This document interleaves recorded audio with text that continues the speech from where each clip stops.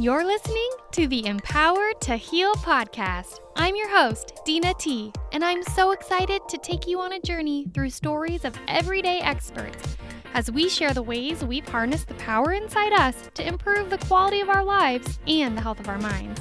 We're so excited to have you here with us and hope you feel inspired and empowered to heal.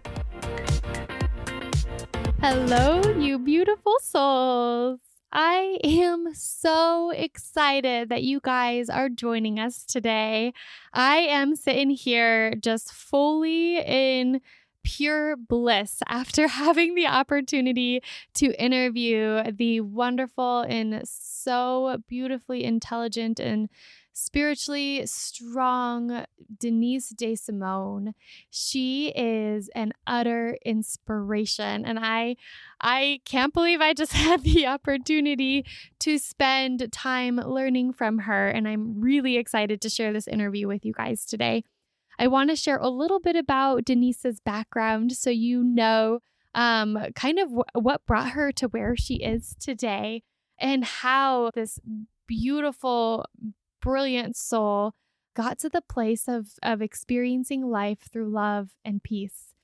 Denise DeSimone is an author, and she's a documentarian, and she also hosts her own podcast. So her podcast is called So Much More Than Cancer, and her book that she wrote, as well as her documentary, is called From Stage 4 to Center Stage. And Denise was diagnosed with stage 4 throat and lung cancer and was given 90 days to live. And she was a very wise woman prior to even being diagnosed with cancer and starting that chapter of her journey, and really hunkered down into being at one with her body and her mind and her soul.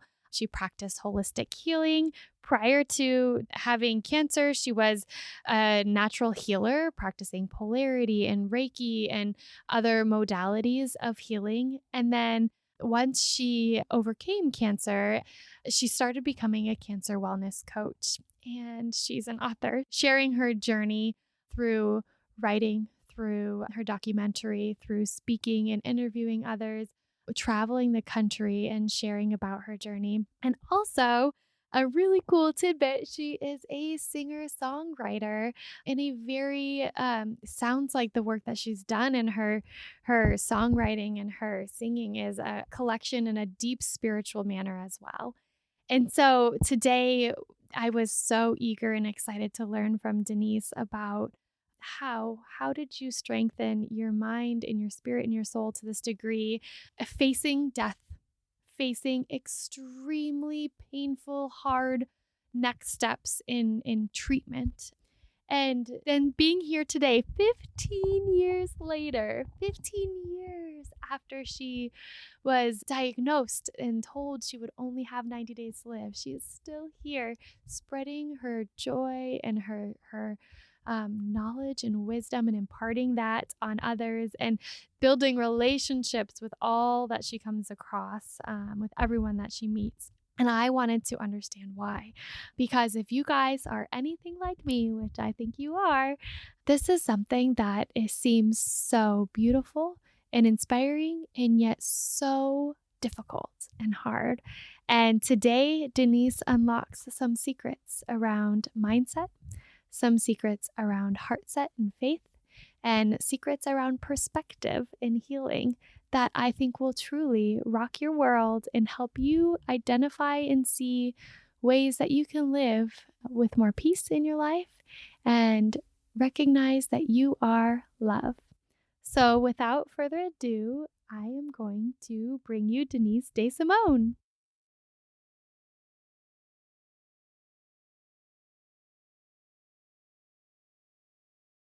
Hello, and thank you so much, Denise DeSimone, for joining me on the Empower to Heal podcast. Well, thank you for inviting me. It's a pleasure. Yeah, I am so honored to share space with you today and have the opportunity to learn from you. I watched your documentary and I've been listening to your podcast, and I've heard you be featured on another podcast, and my heart just absolutely soared when I heard you speak about reframing your mindset and how you viewed life and viewed the world and your opportunity in this world, Mhm. and how that shifted healing for you in a way that impacted not only like you healing with cancer, but also you healing your soul. And I believe so deeply that the soul and the spirit is the place that we need to focus on, right? Because we inhabit this body, but our soul and our spirit are, in my mind, forever. And that it's like a light that needs to shine and get out. And you've found ways to articulate how you've done that in your life, starting out prior to your cancer diagnosis in a holistic healing type of capacity, and then all the way through that very trying time in your life. And so I'm really excited to have the opportunity to learn from you and inspire other people in their healing journeys as well. So thank you so much. You're welcome. You're welcome. So, if you could start out sharing how you found more holistic based healing in your life, because that journey started, it sounds like, well before you were diagnosed with cancer. Well, that's a great question. And when I was a young girl, I was troubled by Mm. migraine headaches, and I was little, a very, very little girl.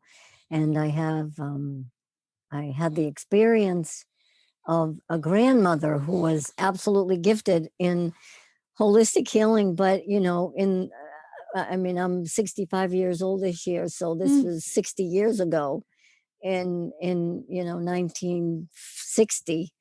um I'd get these headaches, and my grandmother would do all this, what my family would call like voodoo stuff on my head. And, she'd take the skeleton key from the front door and make all these designs and images and symbols on my head and then tap my forehead. And then okay, she spoke in broken English. So she came over on a boat from Italy, and she'd tell me, aspetta, aspetta, like, wait a minute, piano, piano, piano, and meaning be quiet. And I'd sit down for 20 minutes, and my headache would go away. And so I come from a family of, my mother didn't like doctors. My mom had me at 43 years old and said, don't ever go to the hospital, you never come out alive, take care of yourself, eat garlic, drink wine, know drink water, and eat spicy food, and you'll be fine. so, so I think I just was born into this energy of, we can heal ourselves. Heck, let's do it. And then as I aged, I had a strong sense of, when people were around me and they were not well, I could tell. And I had to learn how to manage it, because sometimes it would be overwhelming when I would go into public places and I would start to pick up and sense someone around me, and my hands would get hot. And I had no Mm. idea why. And later I learned, when I started to study polarity and became a Reiki master, that I needed to kind of protect myself in public and harness the energy, because I was like this Yes. empathetic sponge. And so I went and studied sound therapy, became a sound therapist. I became a Reiki master, a polarity therapist. I studied Mm. reflexology and took a year-long class and understood the power of the healing Mm. power through the feet. And so fast forward to 2005, I had had this private practice, plus working full time in high tech sales. And I get diagnosed with stage 4 throat and neck cancer. And all of these people telling me, fill yourself with chemo, and you gotta, fight, fight, fight, and battle, battle, battle. And it's going to be the biggest battle of your Mm. life. And I'm like, Mm. I don't think so. Wow. How did you Not know that me. in that moment? What I'm not. inside you told you, like, that's not my story? Well, I'm not. I'm a feisty Italian, but I'm not one for for for going to battle. And I just felt like, well, wait a minute. First of all, I need to have some kind of Mm. relationship with this cancer, because it's a new entity in my life, and it's already got a lot of heat, and it's already got a lot of upper hand, if you will. And I don't think fighting with something, if I'm fighting with cancer and it's Mm. inside of me, then I'm fighting myself. And I learned a long time ago that it's very important to love ourselves. There's so much in the world that's against us. When we start being against ourselves, then we're Mm. never going to resolve. And then you have an issue of, a situation that's basically showing you your death. I didn't want to give it any more power than it needed to have. I wanted to diffuse it. And I felt that if I could really do the inner work that I needed to do to find out, why this now? Why here? Why my throat? What am I not saying? How much do I really love myself? And I went to work with understanding that, the doctors are about curing, but healing me from the inside out really needed to be the Yeah. work of my soul. I appreciate how you just acknowledged, like, where did this come from and why now? And you mentioned your throat. What am I not saying, right? And I'm not sure if everybody's aware of like the chakras and kind of releasing and speaking your truth. But can you speak about that for a little bit and what that meant to you in that moment, like how you interpreted that? Well, being a sound healer and working with the chakras and the tones of the chakras, I was very aware of how much each chakra holds, from the base chakra and the second chakra so connected to our youth and our childhood traumas and our Mm. sexuality, our sensuality, and our power and our creativity. And the second chakra is very connected to the throat chakra. And I was a very creative child, although I came from a loving family. I wasn't that supported in the creative process that I wanted to express. I'm the youngest of five. I was 9 years after the youngest next to me, and my parents were older and they were Mhm. kind of tired. So, it was like, just go to school, go get a job. And I'm like, yeah, but I want to play guitar and I want to do this and I want to do that. And I loved art and it just never got developed. And then there were other issues that came into my adult life that I just stuffed inside and I didn't speak about it until I realized, my throat chakra. So it's all about being able to speak your truth, and studying sound healing. I was well aware of when you're working with somebody, and especially yourself, when you're going through the tones of the chakras, a lot of people would get emotional. And I knew that I had some emotional pockets and traumas and Mm. cobwebs to clear out in the throat chakra during this process. And I was very aware of the fact that there was work there to be done. Like if somebody has breast cancer, well, nurturance. It's all about nurturance. It's all about self love. It's how women feed their children. There's a lot of energy there. What is it about that you're not nurturing with yourself? So I think it's important for people to release themselves from the feeling, which is a normal place to go. Oh, it's outside of me. And, let the doctor it's your job. Just get a Mm. knife and cut it out. And that's not going to get you healing your soul. The soul is not going to heal by giving something outside of us power. And I knew that. So I had to own it. I had to realize, okay, let's think about, what are you not saying? What do you need to say? Who do you need to say it to? And most of all, what do you need to say to yourself? What's this this 70,000 plus thoughts a day? What are those about? What's going on there? Mm. So it's oh, there's the train.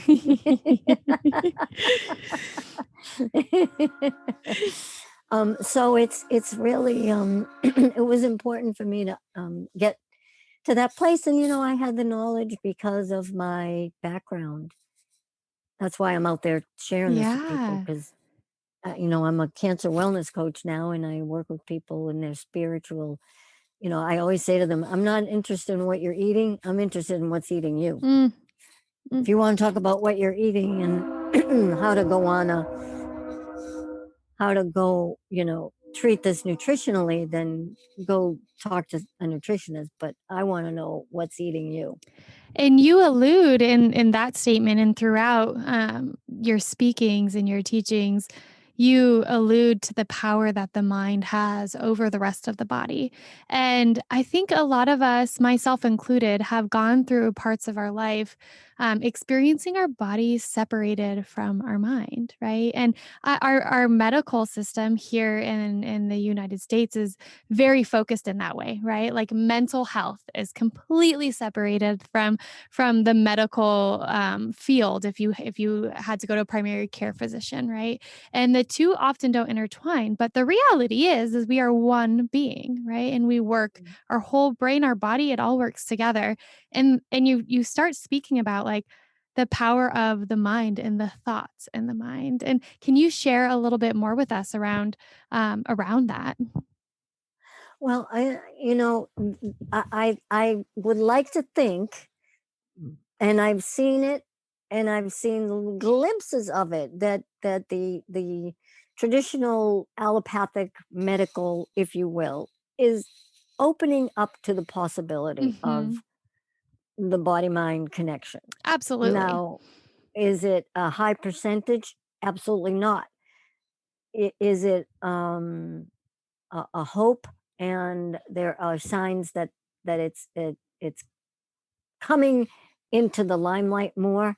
Yes, and it's people like you and me that have to be the carriers of the lamp Hmm. and light the path and share with people and show people by doing what we do, you know. And I believe that it isn't just the mind, it's the subconscious mind Mm. that we have to start to understand, because in the subconscious mind is where all of it starts starts happening, and it's kind of the mind that runs the show. And people have to understand, in fact, we can't get too into that tonight, but there's a great book that was written in 1912 by Joseph Murphy, and it's public domain. Excuse me. And you can go and download it. I think it's 130 pages, and it's called The Power of the Subconscious Mind. Mm. It's a fabulous book. And I think it would behoove anyone listening to go, after they read my book, From Stage 4 to Center Stage, they, they can go download that book and learn more about the power of the subconscious mind. But it is a process that people need to educate themselves. And when you get a diagnosis of cancer, it's not easy to do that, because first of all, the biggest thing that comes up is all these fears, and am I going to die, and how long do I have to live, and what's going to happen to my family, and what are the treatments going to be like, and oh my god, I can't work, I'm going to lose my job, and I'm going to go broke. I mean, all of that's normal stuff. And there's a time limit you got to put on that kind of thinking. You got to go through all the normalcy, but because our spirituality has to make room for our personality, I love but that. we have to move into the spiritual and allow our spirits to exercise the muscles that we need. You know, people go to church and they pray. Well, now it's time to exercise and and call upon the muscles that you're exercising when you're going into all these, if you are someone who goes to church, or even if you just believe that going into the woods and saying a prayer or putting your feet on the earth like an Indian is your idea of a prayer. Whatever your spirituality is about, you got to move rather quickly into that space and take ownership. A lot of people, oh, this isn't my fault. Now, I'm not saying anybody that gets cancer, it's their fault, or any dis-ease is your fault. Yet, if you do believe and you want to really heal, you got to take ownership, and you got to take your power, and you got to know you're 100% responsible for your reality, nobody else. Mm. And there's so much truth behind what you're saying because you've lived it. You went Hmm. from healthy and chugging along in life, right? Following your passions and your desires to like this huge, I don't know, like road sign popped up in front of you that said, "Stop, you have 90 days to live." and Yeah. and and you had to sit there in that moment, feel it, honor it, understand it, Mhm. and decide, how do I want to interpret this? Like, what do I Mhm. want to do with this? And, I'm gonna say that you don't I don't want people to think I got cancer and then, for a couple of days I was all freaked out, and then the next day I thought, "Oh, I'll just get all spiritual." No, that's BS. Mm, That's not me. You cannot take a spiritual bypass. mm, You've got to feel all the feelings. You got to feel the anger. You got to process what's under it. You don't just, jump into thinking that this is going to be wonderful and I'll be all spiritual. No. If you do not feel all the emotions, the fear, the anger, the sadness, the despair, the depression, and take each one on and look it in the face, converse with it, and mm, allow the lessons to come from that place as well, then you're not going to heal. mm. It's not happening. And you're describing the messy middle as being our biggest platform to learn and Mm, I strengthen like that that. spirituality. The messy middle. I like that. That's right. That's right. Mm. I think Yeah. that's something Yeah. that when you're an outsider looking in, like for me, for instance, cancer has hit loved ones in my life and in my family to a big degree Mm, throughout my life. And when I'm on the outside looking in, I see the fear and the worry and the pain of it. In my mm. family, we all have very different thinking from one another. They didn't just Yep. adopt it from each other and become one, but you see that play out. And I had a dear friend that passed away earlier this year from cancer, and at the end of his time with us, he was reflecting on all that he achieved in life, and he still had these really big pulls in his heart of fear, like huge amounts Mm, of fear to panic attacks of, am I dying right now? Is this the moment I'm going to die? And mm, that was all consuming, and it was heart-wrenching to view from the outside, right? But yeah. those moments had to have happened even to you, right? Of like the hitch of, oh my gosh, am I really going to die right now? Or tell us, like, what do you, when you encountered that moment or the moments that got really tough. So I know in your documentary you described your treatment, and you didn't eat outside of through a feeding tube, right? And you didn't talk, right? And you were told these options of your future that didn't sound like anything that related to who you were previously and who you are deep down inside, right? And Mm. hearing that stuff and sitting with that stuff, like, how do you push through that messy middle? And describe to us a little bit today around, like, sitting through that yet still finding hope. Well, that's a great question. And I believe sitting through it is even more profound than what it sounds like, Mm. because I did sit for a long time because I couldn't do anything. Mhm. One of the first things they did was put a feeding tube in me. I couldn't grasp the idea that I wasn't going to be able to eat. Like I say in the documentary, I'm all Italian. Food was my life. Food was, food is Yeah, it's a big part of everybody's life. But you put 20 Italians in a room every night with a mom that could cook like mine, Mm, and all of a sudden people are telling you you can't eat. It's mm, like that doesn't compute. yeah. And but I didn't eat. I was fed through a tube, and then I took 6 months to learn how to eat again using baby food, and how to I had to basically go to a speech pathology therapist to learn how to drink water. I didn't drink water even for months, 3 4 months Mm, maybe.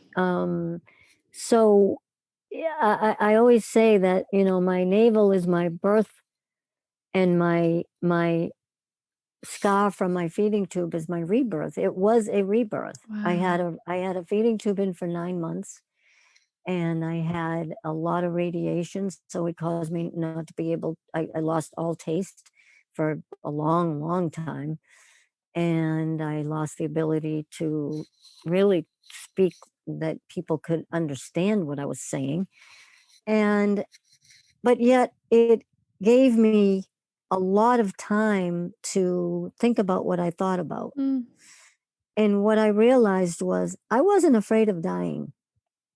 I really wasn't. In Mm. fact, I've been pretty intrigued with it my whole life because I think it's probably one of the best days of our lives if people could just get past the sadness that, you know, we don't feel it because we're not there to feel it. I didn't want my family to miss me. Yeah. You know, I come from a big family with lots of little ones and my sisters and brothers and their kids and their kids' kids. And now they're even the fourth generation of kids are coming. And Mm. at that point, I was looking at the fact that if I died, it would be pretty sad Mm. for all of them. But yet, I wasn't that attached to living or dying. I had to surrender to the fact that I could die, and I'm not sliding into home plate all freaked out about dying. I'm going to live every minute and I'm going to enjoy and I'm going to have fun. And if that translated into me sitting quietly and going through a 6-month meditation in my recliner while I went through therapy, well, that's kind of what I did. Wow.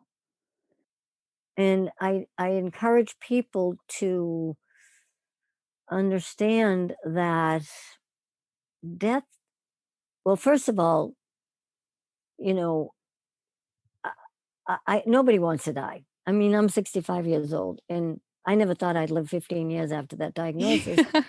Yet I'm still here, and I'm not saying I want to die, but if it happened, it happened. And when I was looking death in the face, I was like, okay, well, if I live, I live. If I die, I die. And if I live, you, whoever you are out there, God, higher Mm. power, whatever you want to call it, infinite intelligence, you better make it good.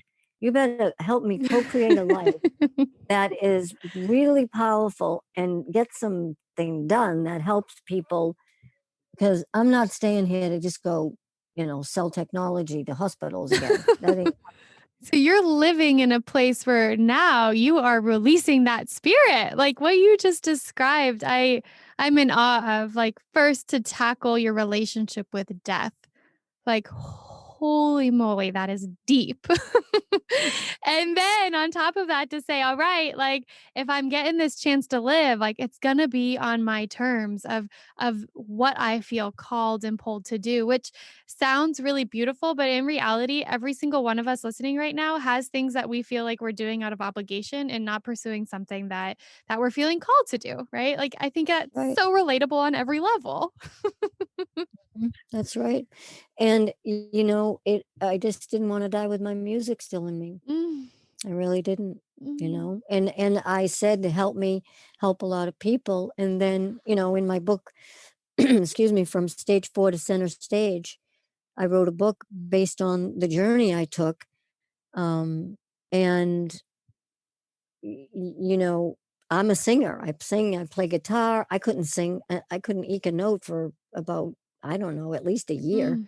And my doctors told me I'd probably never sing again. And then here comes a day where I'm invited to sing the national anthem at Fenway Park in Boston before a Red Sox game. And I'm like, oh my God, how did that happen? I can't do that. And my sister's like, well, you're the one that said you wanted to big on a big platform. I mean, does it get any bigger than 37,000 people? I'm like, oh yeah, I guess I got to do this, don't I? So, Dina, you never know. I believe that we need to know why. Like my why was, if I'm going to live, my why was, I want to help a lot of people. The how is never ours to figure out, or for Mm, at least me. The why is ours, the how is God's. mm. And I'm sure you have had these experiences where you couldn't not even comprehend how to get something done. And then all of a sudden, A goes to B and B goes to C. And all of a sudden, you're at the end of the alphabet and everything's laid out. And here you go. And there's the how. Yes. And that's a teaching that so many people have tried to teach me throughout my life. And there's these setbacks, right? Where my humanity of like being a control freak, right? Oh, That yeah. like sneaks in and chomps down, and we try to control every aspect that we can. And all of a sudden, those are the moments you find yourself sideways, right? Like Yeah, the yeah. times that you reflect on like this amazing thing that you have in your life and you reflect back and you're like, I don't know if I intentionally ended up to be here, but this is beautiful. And then the things you put a lot of intention to create, you're like, "Oh, man, like, I focus too much on the sidelines then versus the big goal and dream that I have." And you could have very easily said, "Oh, no, that's a really big crowd, and I don't know if I really wanna sing in front of all those people." Like, that's Yeah, scary. You could have gotten in your head around that, and instead you followed that calling and you followed, like, the opportunity that was presented to you. yeah, Oh my yeah, goodness, and I absolutely. had the like, tears streaming down my face and chills on my body when I saw that part of your documentary that the reality of a year prior, you were not in a place to even be able to express yourself through your voice. Like, and then No, all of a sudden you're singing and you're sharing your journey with all of these like the inspiration in that is so profound. Like the teachings in that yeah, is so profound. And it reminds me of your latest podcast. And so you have your podcast So Much More Than Cancer. And you recently, I think it was just your last episode, you had an Dr. Bernie Siegel on with you, and yeah, he spoke a lot in that episode about the language we use in loving ourselves and our mindset and our hope and our faith to get yeah. through hard things and putting our investment in ourselves and our practice around that rather than making it about treatment, right? For cancer or the protocol for the cancer. Mm, And I thought that was so profound because you just mentioned earlier as we were talking, like slowly there's more people coming into the medical models that are bringing this in, right? And to mhm. to know that there are doctors out there who and he's touched so many lives. To know that there's doctors out there that are being known for and being seen for the outcomes of mindset and heart set in your journey with cancer and the value of that extending your lifespan, how much time you have left on this earth, as well as your ability to heal and cure the cancer. It's just mind blowing to me. I don't think many people think of fighting cancer through the way that your platform's describing. And I'm sorry I used the word fight, and you I hope you can talk a little bit on that, but um but you're not treating it just as something to treat through your body. You're compiling that, yes, through your body, yes, through some medical pieces, but largely through mindset and through energy within yourself. Well, cancer became my friend, Mm. and I had a love affair. I love my friends. That's why I gave it a name. I call it PIN, an acronym for pain in the neck, because it was a pain in my neck, Literally. and yeah, literally. And it was my best teacher in my entire life. I Mm. learned so much about myself and what was and wasn't addressing. And I also, brought my allopathic medical doctors and connected them with my naturopathic doctor, and they formed a relationship, and Mm. I understood that both sides are important. I have to say, if I didn't do radiation, I probably wouldn't be here today. Mhm. I didn't, by the time I got diagnosed, I was very sick, and I really didn't know how sick I was. Mm. And I've always gone to, more holistic minded doctors and naturopaths and chiropractors and acupuncture and done some really weird stuff, which got even more weird after I finished radiation. I did a plethora of healing modalities. You can go to, I have a couple of websites. DeniseDeSimone.com has a tab at the top, and it's all about alternative therapies. And there's a list of about 15 things that Mm. I did myself that are very powerful. So there's a lot of data on there. And then so much more than cancer.com is more information, but yet it leans more toward the podcast itself. Mm. So I it's really important that I think it's important for people to, as much as they are able, to understand that it is good for them if they do know somebody that's more holistic minded that can help them with, because then you're going to really talk to someone about the body mind spirit connection. Mm. We are one, like you said in the first 2 minutes of today. We are, we're all of it. The mind is not separate, Mhm. you know. And where is the mind anyway? Like you can point to your brain, you can point to your nose, you can, all where your toes are, but people go, oh, it's in my mind. Well, where the hell is your mind? Mm. What is the mind? Yeah. And when you Think about something you can't even see, and you give all this power and control all this stuff. It's like, just quit thinking all those negative things that you think about. And what I always say, I've spent the last 10 years touring, speaking, teaching all over the country. Not now, but I always say to people, do you ever think about what you think about? And I say, you probably never thought about it. Mm.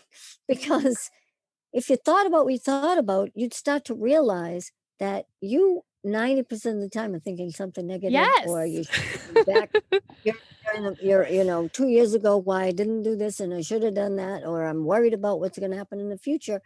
And the best present cancer gave me was taught me to be present, because that is where it's at. Only now, right here, right now. This country's turned upside down right now. Yes. But it's not forever. It's Mhm. just what's happening in this moment. So be present to it, pray for it, and don't let it control us like the mind likes to do. It's our ego, which I always say it means edging God out. Don't let your I ego love seduce that. you. Edging God out. The Ooh. ego, we do need it to protect ourselves in certain things, but the ego is seductive. It's Mm. always giving you these, it's got these guards at the gate about why you're not good enough, why you're not thin enough, why you're not pretty enough, why you're not rich enough. It's like, shut up. Mm.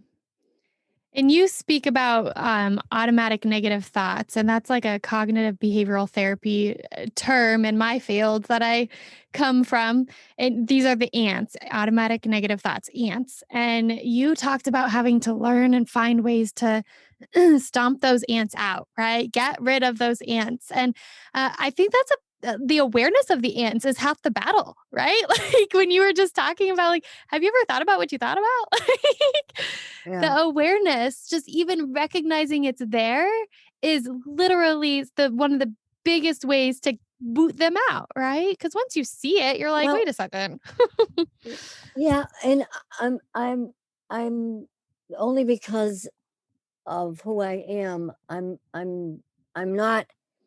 Yeah, yeah, I'm not criticizing your terminology, but for me, stomping them out and getting rid of them, Mm, and that those are all terms that don't apply to me or anything that I did, only because again, it has a charge to it. I mean, did I have to summon my inner warrior?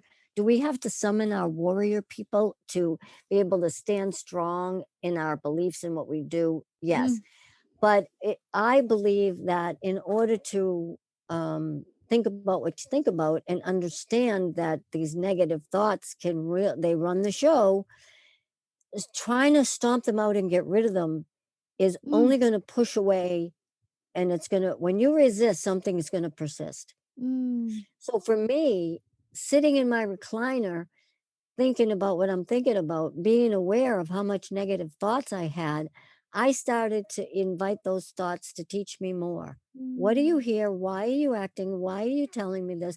Why do I have this wheel, this hamster wheel in my mind about all this stuff? And I started to have a conversation even with the negative thoughts, like, what the heck that come from? mm, Like, why, what are you trying to tell me? Or how can I settle these down in a way that's invite more peace into my life from a place within my own peaceful soul, because mm. inherently we are love. There's two things, there's two emotions, fear and love. Okay, they can't coexist, so opt for love. Secondly, people, all they want is to love and be loved. Yes. And our negative thoughts are no different. So if you can approach looking at the negative thoughts that are trying to steal our good and become more in love with the process of understanding them, then and only then I believe you can start to settle them down. And I teach my clients to create a replacement statement. Mm. So when somebody's rattling on in your head about, and who the heck knows who we're even talking to half the time when we're up there or out there or wherever that is, um, it's important to understand that have a replacement statement, Mm. I am healed, whole, and healthy. Or I used to say that I'm Catholic. I love the Hail Mary. And when I started to feel all this negativity or worry or beating myself up for nothing, I would start to say the Hail Mary. And then I'd find myself, there were times where I'd be saying the whole rosary, and there was no room or time for the thoughts to come in that were negative Mm. because I didn't create, the space was filled with peace. The space was filled with love.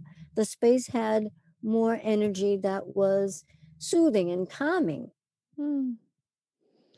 And you're speaking so much, I think, wisdom into the power of language right now too, and the Hmm. connotation of the words that we use. And Hmm. coming from somebody who is often like I find myself saying things that could be just like catchphrases or just statements that I grew up with, right? It's just how we said it in our Oh. life and how I was Hmm. raised and what things were called. But the Mm. power of the actual words that we're using and what judgment lies beneath that, like I don't know if I've given that much thought before. Mm. All we have is words. That's Mhm. it. Yeah. Our life is all about conversation. And when we start to look at the energy and how we choose our words and what we say, um, we really start to empower Mm. ourselves. A thought's either going to help you or harm you. Mhm. And the language that we speak is so critically important, especially the way we talk to ourselves. And I tell people all the time, if you talk to your friends the way you talk to yourself, you'd have none. Yeah. It's so true, because 'cause we're our Yep. harshest critics, right? Like Well, I'm not anymore. I don't spend a lot of time there. It's beautiful. No, I don't have time to spend time there. Yeah. I'm too awesome. I love that. I don't care what people think about me because I know what God thinks about me. I'm Mm. who God thinks I am. And God is nothing but love and purity. Mm. Isn't that true? And I don't think, people go, "Oh, how can you say you're awesome?" Well, how can you not? And it's not like an egotistical thing, like, it's a true No. deep down, like, love Yeah. for yourself. Yeah, because you know what? I love myself so much that I have so much love to give everybody else. Mm. I love people. I do. I'm addicted to people. I just love people. It's my whole, I have people I have a huge family, but I have friends in my life I've had for 65 years. Mm. And people, my best friend and we've spoken every day for 42 years. I mean, I Mm. have friends for decades and they're not just, once in a while. These are friends that I love. I put on Facebook the other day because I'm having trouble with my ear. And, people get a little nervous, like, oh my gosh, is there something going on? There's over 200 comments of people praying for me. And all of a sudden, my ear is better. So, Aw. I believe that without being, brought into the kind of um, negative thinking like, "Oh, you can't say you love yourself." That's conceited and that's boastful and egotistical. And who do you think you are? Well, who do you think you are telling me I'm not awesome? Mm. Absolutely. And you We got to fill ourselves so much with love for ourselves and know the truth about who you are. You're a divine being that came on this planet to be love and to love and be loved. And then it can just pour out all over everybody else. and when you think like that, you have more love to give others. Like, when you love Amen. yourself, That's You right. have more love to give others because you feel life through love rather than feel life through scrutiny or judgment or just You don't even feel it. You just are yeah, it. there you go. You You just are are love. love. Mm. Yeah, like my one of my most fabulous, exciting bodies of work that I did was pray peace. And it was I went after I got diagnosed and went through treatment and all that, I thought, "Well, what's next?" And I went to seminary and became an interfaith minister. Mm. And one of the things that I realized was that um, the the importance of doing what you're called to do, Mm. and to take that, to a place where you're stepping in to your power and using it to create the life that you want, so you can really authentically be that love and be that peace, and not pray for peace but be the peace inside you. So when I went to seminary, my ordination project had to be anything I wanted it to be. And I kept hearing from spirit that they wanted me to take the peace prayers from all the religions. Every religion has a prayer for peace Mm. or prayer of peace. Yet all the wars mostly are caused over religion. I'm like, well, that doesn't make any Yeah. sense.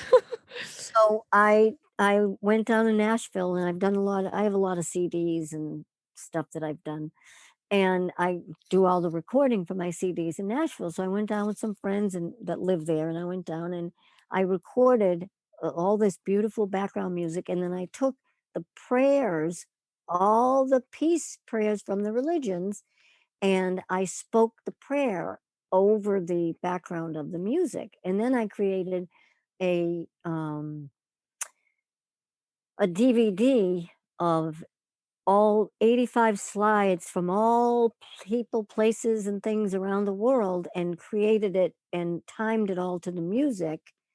And I traveled around the country sharing that with people and Wow. having events. But my point is, people said, well, it's pray for peace. I said, no, it's not pray for peace. It's pray peace. It's not like just think about, oh, you want to love yourself. No, just be love. Mm. Denise, where do we find that? Like how can we obtain that creation, that musical creation that you made? On the books and pages and my websites, there's a books and pages tab, Okay. and you can just get them right there. And if you buy books from me on my website, then I get a chance to autograph them and send them out and create a relationship with the people Mm. who purchase them. But you can, yeah, you can. No, you can't get all my CDs. There's 2 CDs, but I have actually 4 CDs. Oh my So, goodness. but the pray piece is um, on my website. Yeah, the DVD isn't. So if people wanted to get the DVD, they'd have to contact me. I find that So a lot of the healing journey um, isn't done. There's pieces of it that are done through cognitive thinking, but there's also pieces of mhm, it that are done, like we talked about, the subconscious, right? And there's pieces of it that mhm, are done with how we move our body, what we do with our body, that also lead us to healing. And when I think of the power of music and the power of mhm, meditative prayers, um, mhm, to me, it leans more into my subconscious and the rhythm inside my body, the connection mhm, of my breath and my heartbeat. And that in and of itself creates healing. That's not me like consciously trying to change everything I'm thinking, but or a perspective I have, but like subtly coming in and changing a different part of my brain, a different part of my core and healing. I think it's really beautiful that you have created so many different modalities in your healing journey for yourself and for others in this world to share that targets all of that. Like I think of Reiki, right? And sound healing. And there's a I don't have you ever heard of Dr. Bruce Perry?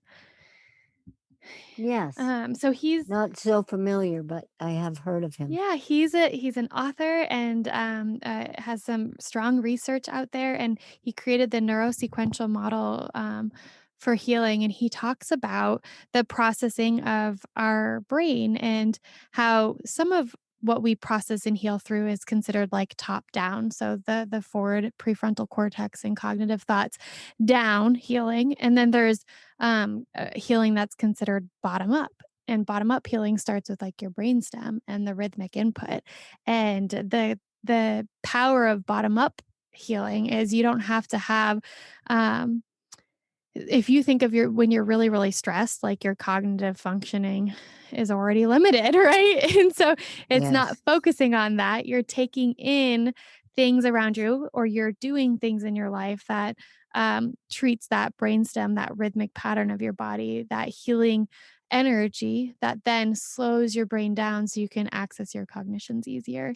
And Mhm. when I think of the work that you've put out into this world, you truly do encompass all of that on top of like the relational healing and the Mhm. connections you're making with people. Mhm. Mhm. Mm. Well, yeah, we could talk about all this forever, couldn't we? We could.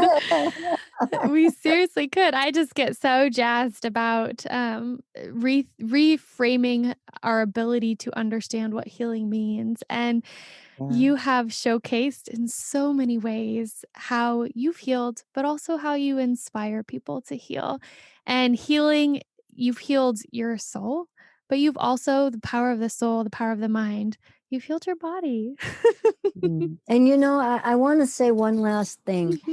Mhm. That well, two things. One, I want to invite people to go to either of my websites, and on the front, on the homepage, they can actually click on the link to watch the entire documentary.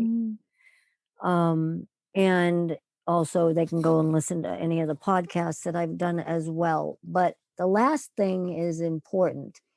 And this is really, really, really, really important. Healing does not mean living. Mm. I've had people come up and go, "Well, my friend did everything that you did and she died." Mm. Well, that's what God wanted, or that's what happened.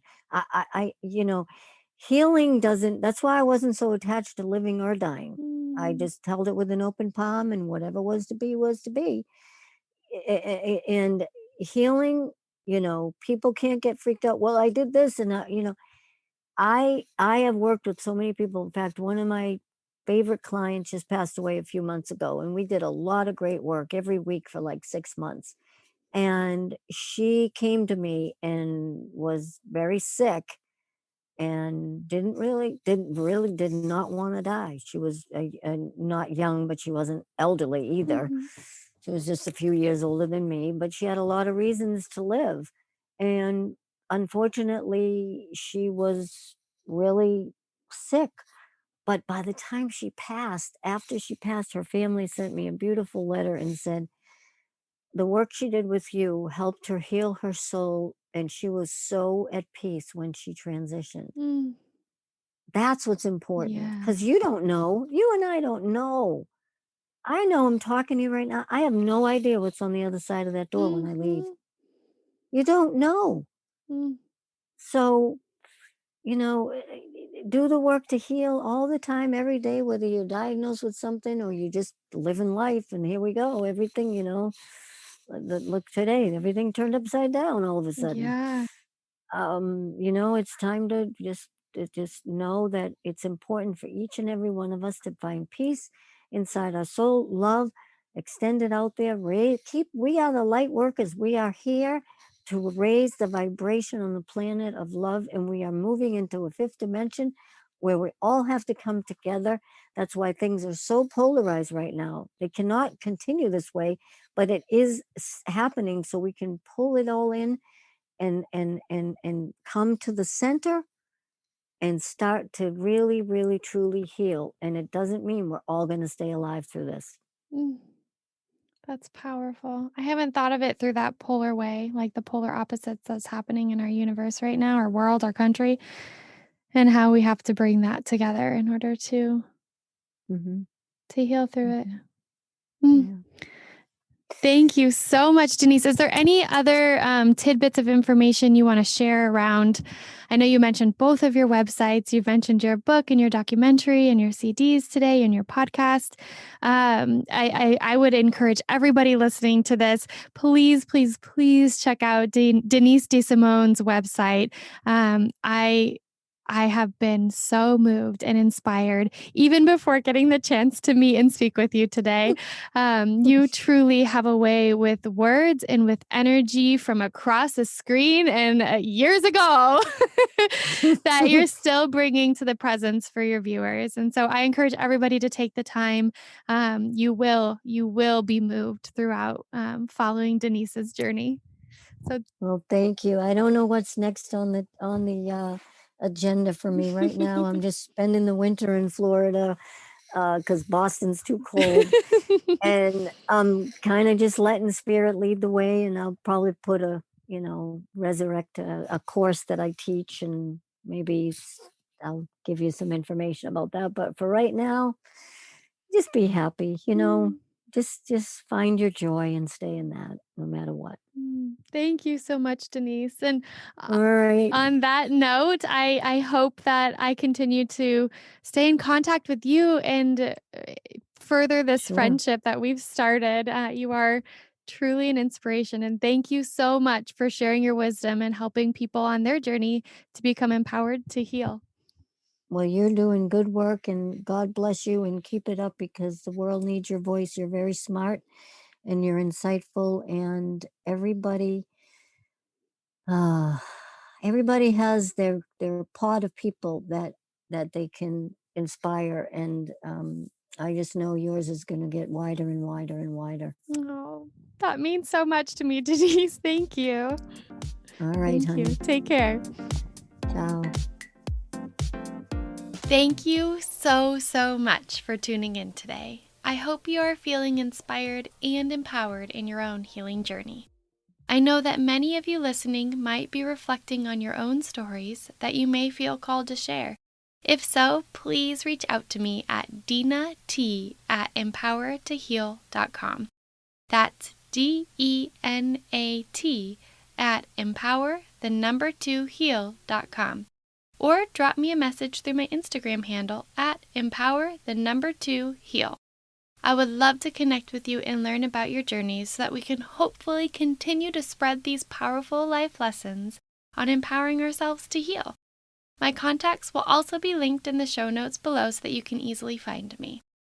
We are so eager to start a movement in showcasing the many ways we can heal. And you can be part of this movement too by capturing images and tagging them #empower2heal on Instagram.